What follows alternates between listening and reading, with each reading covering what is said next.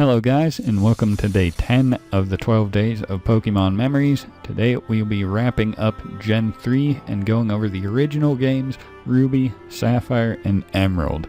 Ty, I know you're in the mood to talk about some moments of Emerald, so just gonna let you get right into it.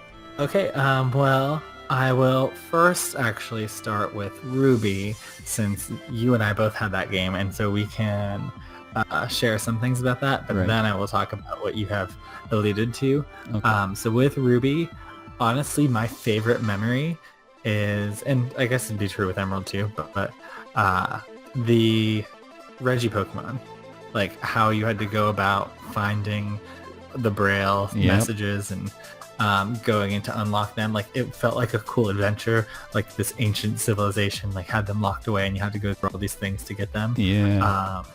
And it wasn't just like the typical, oh, here's a cave with like strong things and get some HMs and just make your way through, and then had to work to get them. And I thought they were really, really cool, even though they didn't we mess up at one point? Like we thought we needed Wailord, but we needed Relicanth or something. No, so you had the guidebook, right? And I tried very quickly to figure out what the Pokemon were that you needed. So in trying to read the messages with the guidebook, instead of Wailord, I thought it was Wailrain. Oh. And instead of Relicanth, I thought it was Delcatty.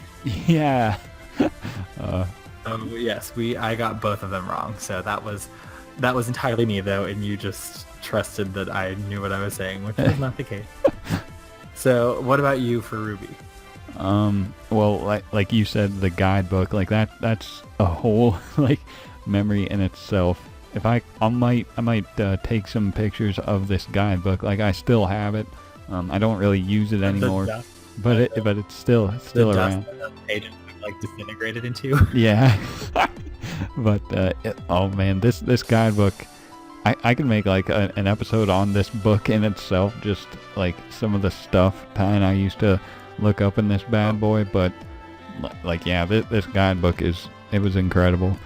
So yeah, there's the guidebook. The secret bases I was a big fan of.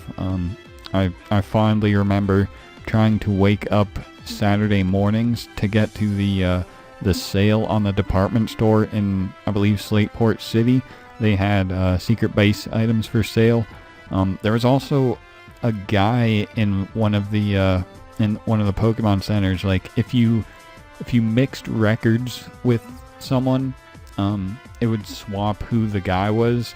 For me, it was always Giddy, but you had the good one that would sell you secret base items. Yeah, and I would always try to get them, but kind of kept them from me. But either way, secret bases were pretty top tier in that game. I loved the secret bases near Fort Tree. It's like surrounded by waterfalls, and it's just that whole area near Fort Tree I really love, because it's like, I don't know if it's raining in that game. I know it is in Oris, but it's not hard to imagine it raining there, just being a nice tropical, waterfalls, tall grass, and then to top it off, you got that secret base tucked away. And then finally, one of the last things I remember about the game is Watson and his unbeatable Magneton. As you said last episode, it being steel type, I don't know why, but like back in the day, the fact that it was steel, like nothing I had could beat it, because apparently nothing I had knew Earthquake or like any ground attack, because that was like the third gym. So yeah, I don't know how. Basically you didn't start with if you didn't start with Mudkip and have Marshtomp with Mudshot, which I also have another memory just now by saying that I had Marshtomp. The first time I played with Mudkip because I heard you like Mudkip. No, I started with Mudkip because you battled the Poochyena at the beginning. Right. And you have to pick one of the Pokemon to use against it. And I was not thinking very well, and I saw Poochyena and I was like, that looks like Houndour. And I have to fight this thing, so I'll just fight it with the water type. Right. And then like maybe the next Pokemon will be something. So I didn't realize I was stuck with that Pokemon as my starter. So I was like, well, I guess this is it. But anyways, yeah. So I had a Mud Shot on my Marshtomp, so I didn't have any troubles with it. I remember I was a little ahead of you in the game when you were playing it, and I was like, oh yeah, this move's so awesome, and you didn't pay too much attention to what I was saying, and you forgot Mud Shot for Mud Sport. Oh no, I don't remember that. Remember this? I vividly remember this. You're like, wait, what? And then yeah, so you had Mud Sport. Oh no, no wonder I got wrecked. But I think with it's not super hard. The only thing is if you get paralyzed, but otherwise, you have double kick. I think your only fire move is Ember, but you have double kick at least. Right. If you pick, as every time except for my first playthrough, I always would pick the grass type, and then yeah, with Grovyle, then you have troubles there. Yeah. Oh, one more thing.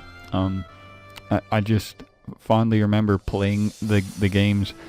We set up the tent next to my house and just played the game in there. Like, I don't know why I remember that, but that's a pretty cool memory. Do you remember that?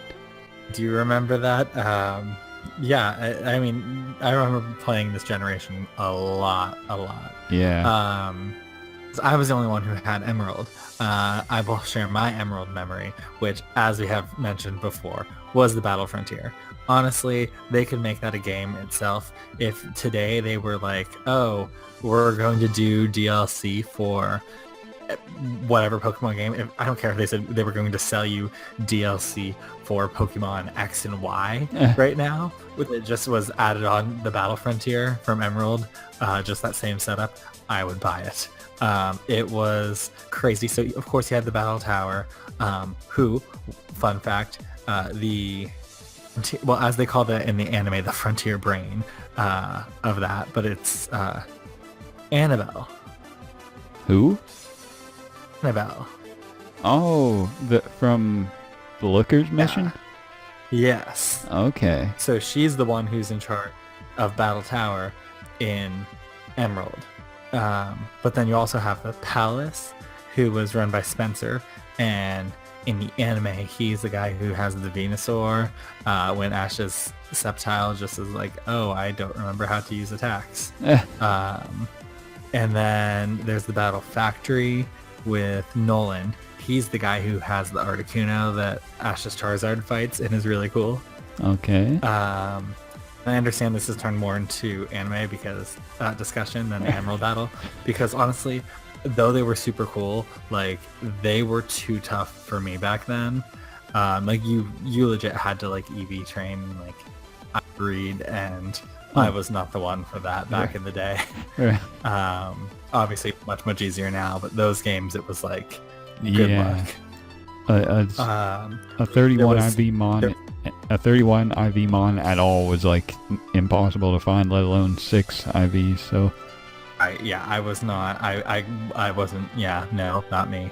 Then they had the Battle Pyramid by Brandon, he was the one who wrecked Ash like 26 times. Like Ash just kept trying over and over again to beat him and couldn't. And he had the Reggie Pokemon. Oh. I think they do actually battle 3 or 4 times. He destroys Ash a couple times at least. Huh. The last time he battles Ash, he uses all of his original 4. He uses Bulbasaur, Charizard, Squirtle, and Pikachu. Okay. He battled against Dusclops, which Ash tries to use Seismic Toss against.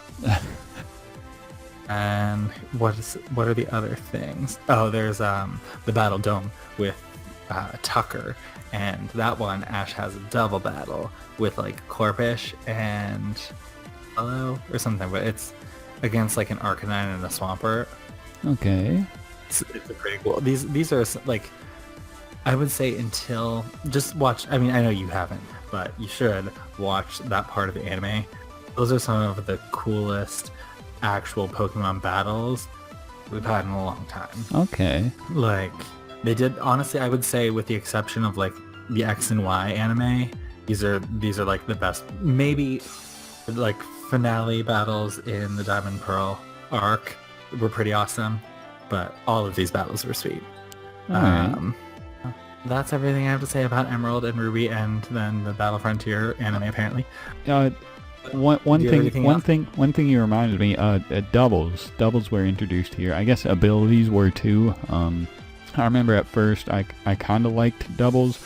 I actually thought the whole game was doubles, and I remember being like sad that it wasn't, which is funny now because like I hate doubles, but at the time I was like, oh man, it's not doubles. But yeah, just remember thinking that.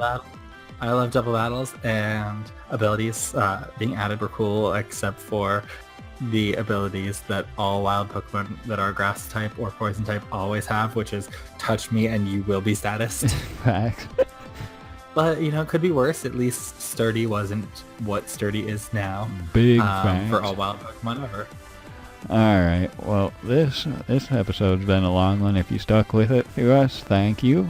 I hope you're looking forward to next time when we go back to Generation 2. Until then, though, thank you for watching, and have a good day, guys. See you soon.